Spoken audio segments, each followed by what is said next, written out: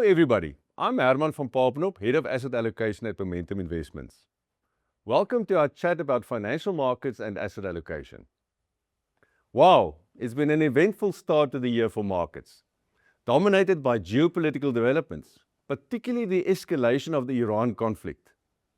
Understandably, this has created a lot of noise and short-term volatility. But as money managers, our job is to look beyond the headlines and focus on what really drives returns over time. In this financial market update, I'll cover 4 broad areas. Firstly, we will review what actually happened in markets in the first quarter of 2026. Secondly, how markets have historically responded to geopolitical shocks like the one we're seeing. Thirdly, explain how we are thinking about asset allocation going forward.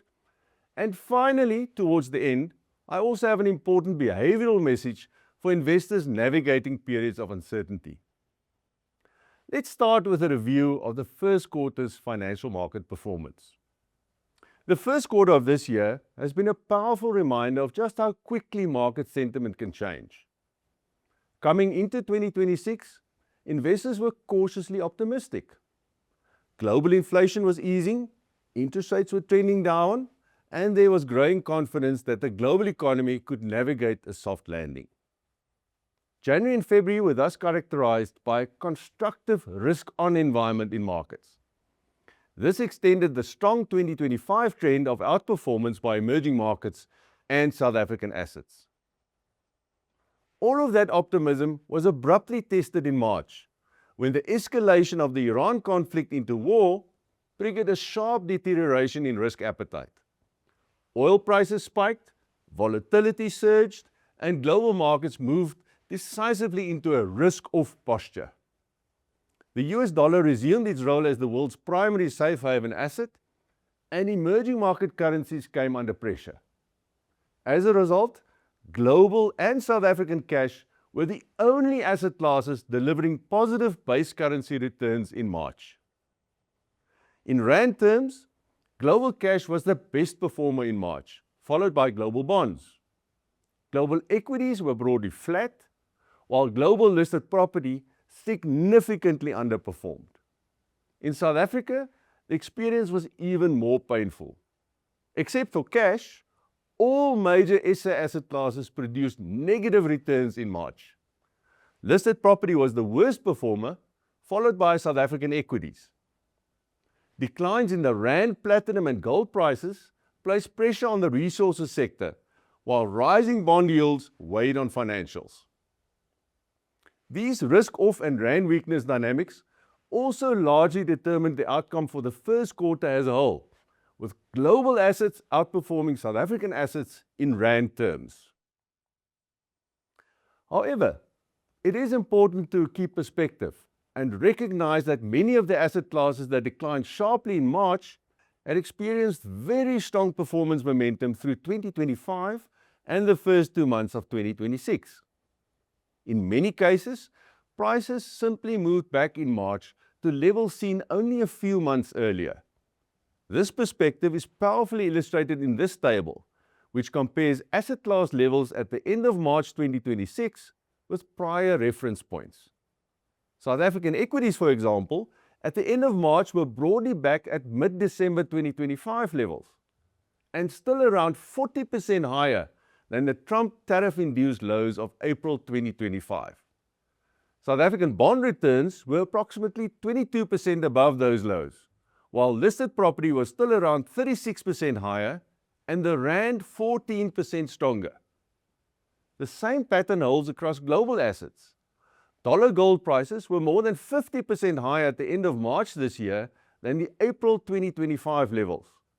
Platinum prices were more than double, and emerging market equities were still roughly 40% higher. This context is critically important. What feels like an extraordinary drawdown over a few weeks often appears far less dramatic when viewed over a longer investment horizon. Short-term volatility can look extreme, even when longer-term trends remain intact. When financial markets experience severe sell-offs, as they did in March, maintaining perspective is essential. So let's now discuss how markets have historically responded to geopolitical oil shocks. The Iran war has understandably unsettled markets, primarily through higher oil prices and renewed inflation concerns.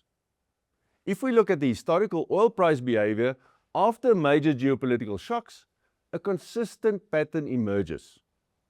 Oil prices tend to spike sharply, but crucially, these moves have typically reversed within about 6 months.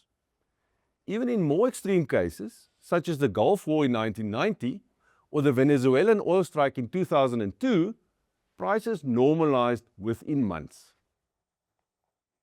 Equity markets show a similar pattern. This chart from UBS illustrates that in the absence of a US recession, equity market drawdowns during geopolitical oil shocks have usually been modest and temporary.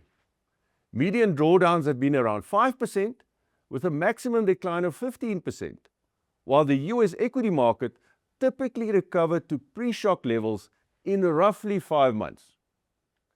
So the key question for investors is not whether geopolitical shocks create volatility and near-term downside risks, they always do, but whether they fundamentally derail economic growth, particularly in the US. At this stage, while risks have clearly increased, the US economy at least entered the conflict with solid momentum. Furthermore, prior interest rate cuts and ongoing fiscal support mean the balance of probabilities still favors slower but positive growth, rather than an outright recession. History tells us that over a 1-year horizon and beyond, asset class returns are driven far more by fundamentals, valuations, earnings and policy than by geopolitical events themselves. That brings us to the global macro and asset allocation environment. When we look across global asset classes, we continue to see equities as more attractive than bonds. There is an important shift taking place in 2026. Fiscal policy is turning growth supportive across many large economies. After a negative fiscal impulse in 2025, governments are now adding stimulus, which is historically favorable for earnings and risk assets, while fiscal deterioration is fundamentally negative for global bonds from a supply perspective. At the same time, most major central banks remain in easing mode. While rate cuts have been delayed by inflation concerns linked to higher oil prices, the broader monetary cycle is still supportive for global equities. This backdrop is already feeding through into earnings. This slide shows that profit growth in 2026 is becoming more synchronized across regions. Unlike 2025, when growth was very uneven, consensus expectations are for positive earnings growth across both developed and emerging markets. In the US specifically, earnings momentum has broadened significantly. Strong performance is no longer limited to a handful of mega cap stocks. This improvement in market breadth is a healthy sign for the equity cycle. That said, not all equity markets look equally attractive. Developed market equities, particularly the US, remain expensive by historical standards. Valuations are elevated relative to both history and to bonds. While strong earnings momentum can sustain such valuation premia for extended periods, expensive valuations reduce the margin of safety for investors and increase sensitivity to adverse surprises, whether from inflation, policy, or growth. DM equities are best characterized as offering reasonable but not exceptional forward returns, with elevated valuation risk partially offset by earnings support and policy tailwinds. Another notable development has been the gradual diversification of global equity flows away from the US. In 2024, around 73% of global equity inflows were directed towards the US equity market, reflecting the dominance of the mega cap technology stock theme in markets at the time. So far in 2026, this figure has declined to roughly 26%, as investors increasingly allocate new capital to non-US DMs and EMs. This shift reflects an incremental redirection of new investment flows, driven by valuation concerns, political uncertainty, and the desire for broader diversification. This trend is likely to resume once near-term geopolitical concerns subside. Emerging market equities stand out as one of the most compelling global opportunities. Firstly, EMs are positive leverage to a weaker US dollar. Historical evidence indicates that US dollar bull and bear markets tend to be long-lasting and sizable. While the dollar has weakened since 2024, the magnitude of its decline remains modest relative to previous bear markets, and valuation measures suggest the dollar remains expensive on a real trade-weighted and purchasing power parity basis. Once the dollar likely resumes its weakening trend following the resolution of near-term geopolitical stress, EMs are likely to benefit both from improved capital flows and currency translation effects. The lagging EM/DM equity performance relative to the magnitude of US dollar weakness from 2025 suggests that this cycle is still in its early stages. Historically, EM/DM equity outperformance occurs over multi-year cycles following sustained dollar weakness, rather than the short-term outperformance seen from 2025. Secondly, earnings momentum in EMs is strong and improving, particularly in technology-heavy markets such as Taiwan, South Korea, and China. Importantly, EM equities are not merely a value trade, but also provide exposure to structural growth themes, including AI adoption. And thirdly, valuations in EMs remain attractive relative to developed markets, even after the pre-Iran outperformance. This valuation discount provides both downside protection and scope for re-rating once global risk sentiment improves. Taken together, these factors lead us to maintain a large overweight position in EM equities within global portfolios, particularly for investors with a 1-year or more horizon and tolerance for short-term volatility. Global government bonds face a challenging environment. Higher oil prices raise inflation risks, while widening fiscal deficits increase bond supply. In the US, a significant proportion of outstanding government debt is also set to mature within the next year, exacerbating refinancing needs and supply pressures. In recent geopolitical episodes, bonds have failed to offer consistent portfolio protection as inflation concerns outweighed flight to safety flows. Furthermore, from a valuation perspective, global bonds outside the US appear expensive relative to equities. While US bonds trade at a rare discount to US equities, the absolute level of yields offers limited real return potential given inflation uncertainty. As a result, in our view, global government bonds warrant an underweight stance within asset allocation provided the US doesn't experience a recession. We think US cash currently offers a somewhat better alternative to long-duration fixed income exposure, as expected returns are similar, while cash provides capital protection and optionality in an uncertain geopolitical environment. Nevertheless, real global cash returns are also modest, and as such justify an underweight asset allocation positioning relative to global equities and most South African asset classes in our view. Global listed property sits somewhere in between equities and bonds. While sector fundamentals have improved in areas like industrial and retail property, valuations remain stretched relative to bonds.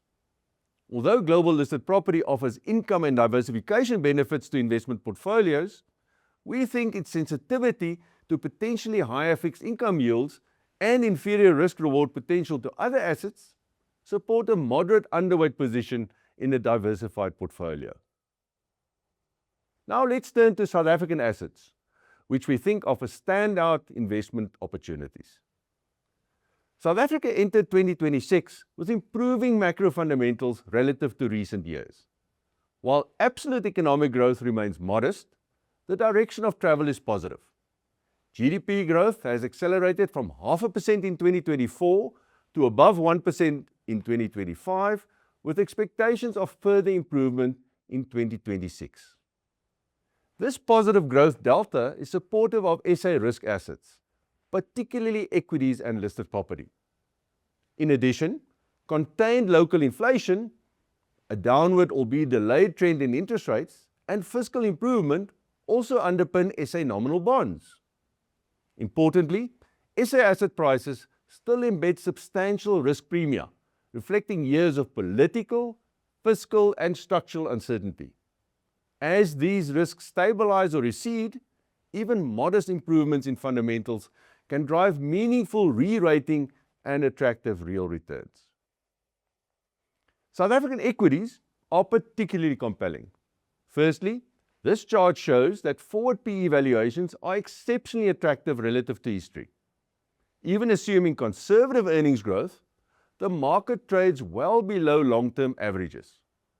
SA equities also offer superior dividend yields and one standard deviation cheap forward PEs relative to EM peers, enhancing total return prospects.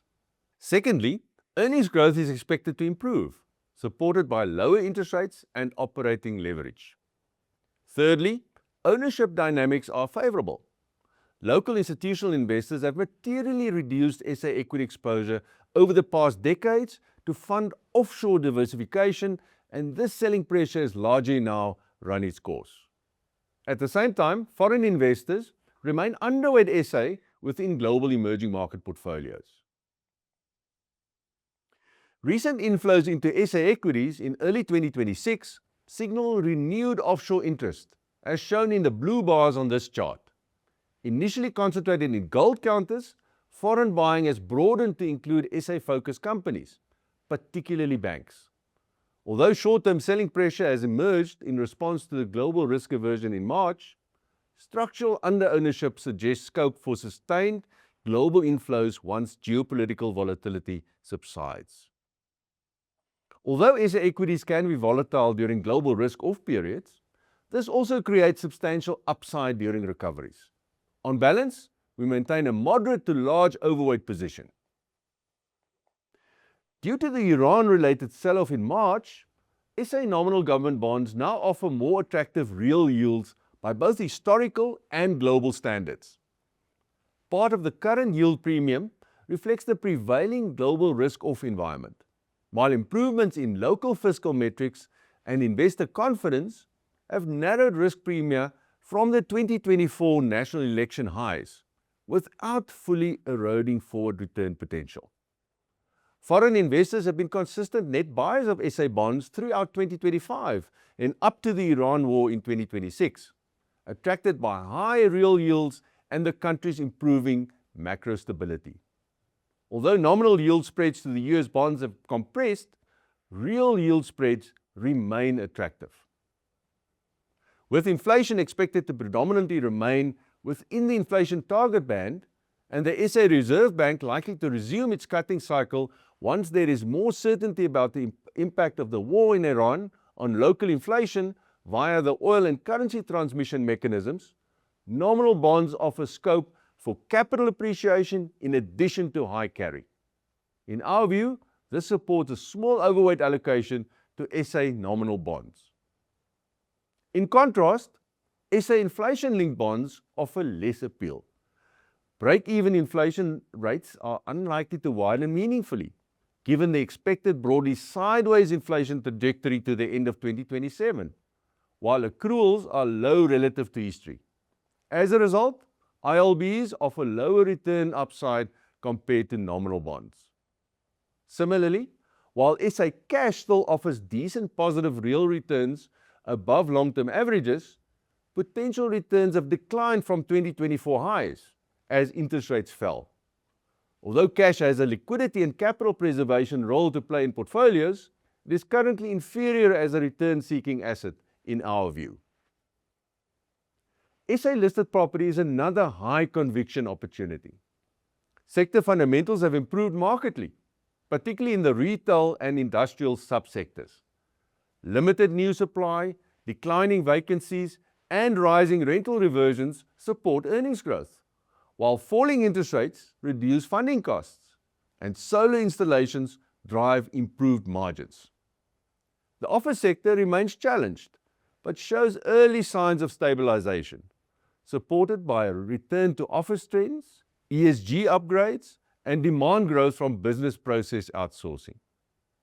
Although recent listed property results have surprised to the upside and companies have increased their forward guidance, valuations remain depressed, reflecting years of pessimism and elevated yields.